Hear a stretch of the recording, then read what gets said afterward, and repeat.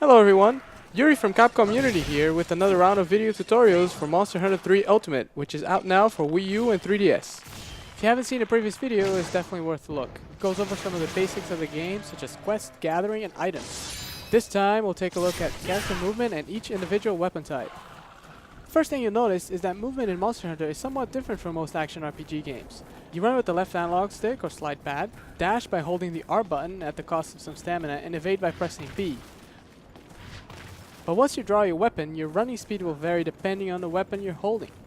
Some of the lighter weapons, such as the sword and shield or the bow, will allow you to run at pretty much the same speed, while other weapons such as the greatsword or the gun lance would really slow you down. While you can't dash when your weapon is drawn, you can perform some evasive maneuvers such as rolling or hopping, which are all performed with the B button. Again, this varies by weapon type, so be sure to familiarize yourself with your weapon's movement options so you don't get caught by surprise mid-hunt.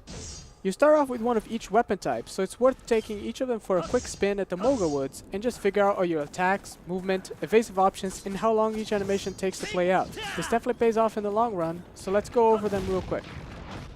The Sword and Shield is my recommended choice for beginners. It's fast and lightweight, and you can block. You can do a basic combo with the X button, or mix it up with some shield slaps or other strikes with the A button. You can perform a jumping attack by pressing A and X together, which is really useful for closing in on your targets. By holding R, you'll block incoming attacks, but this costs stamina, so watch out.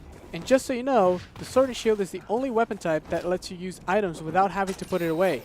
Just hold R and press the Y button. Dual blades are kind of like the Sword and Shield, but you trade blocking for faster attacks, and it has this awesome thing called Demon Mode, which increases your attack power, mobility, and adds the Demon Dodge. Again, it's a risky weapon because you can't block, but you can do some cool stuff like this.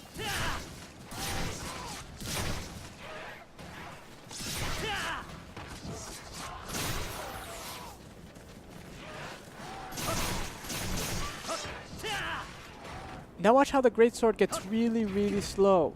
It's really powerful, but if you want to survive, you gotta get in the habit of always putting it away so you can run around and plan your attacks. If you pick your moments, you can do some real damage with these charge attacks.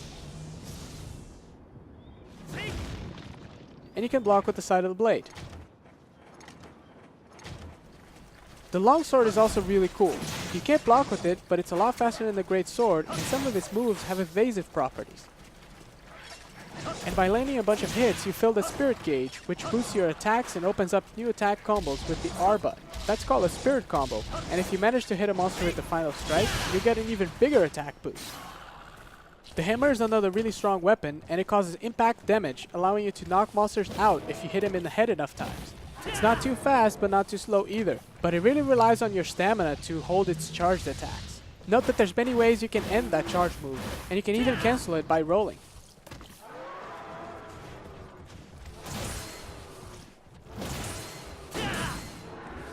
The hunting horn follows a similar line of thought, but it adds this unique element of playing songs that will get hunters pumped up and get some special offensive and defensive bonuses. Each move you perform adds a musical note to the staff. Then when you have a song ready, the notes will be highlighted. Just press the R button to play the song and get yourself those buffs. The lance is another heavy weapon type. You strike quickly and precisely, but you walk rather slowly, which is actually good for its defensive style.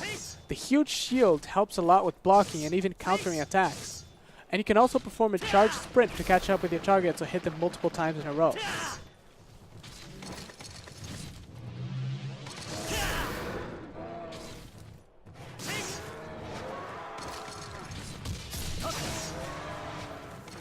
Gun lances are a variation of lances, but adding the ability to shoot.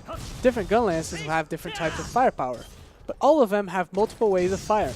You can shoot after each strike, do these mini charge shots, and you can even unload all your rounds at once with the shotgun fire. And there's always the super powerful Wyvern Fire Blast.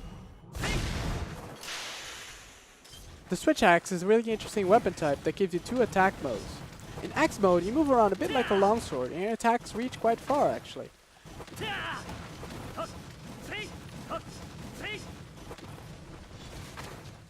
In sword mode, you walk a little slower, but unleash a special ability with each strike, depending on your switch axe, of course.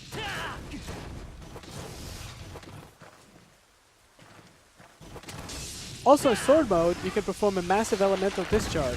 And one more thing to know, there are certain moves that allow you to switch between sword and axe mode in the middle of a combo.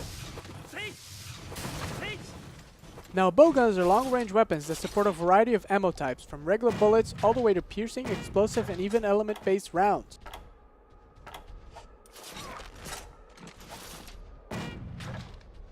In the right hands, bowguns can be really deadly or really helpful to a hunting party.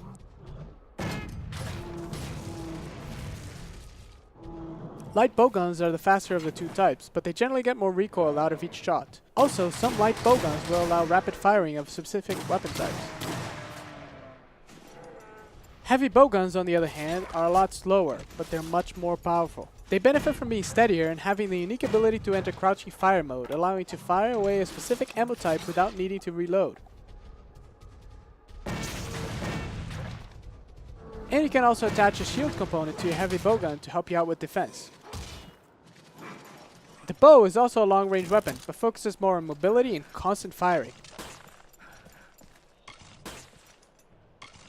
While it lacks the variety of ammo types, many bows have elements attached to them.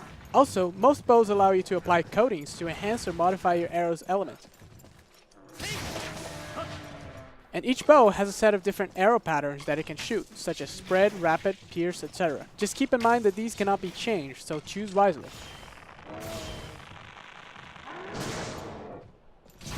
And that pretty much sums up all the 12 weapon types. I hope this encourages you to give each of them a try, and maybe you'll find a new favorite. And make sure to keep an eye on the Monster Hunter blog over at capcommunity.com, as well as our social media channels. Thanks for watching!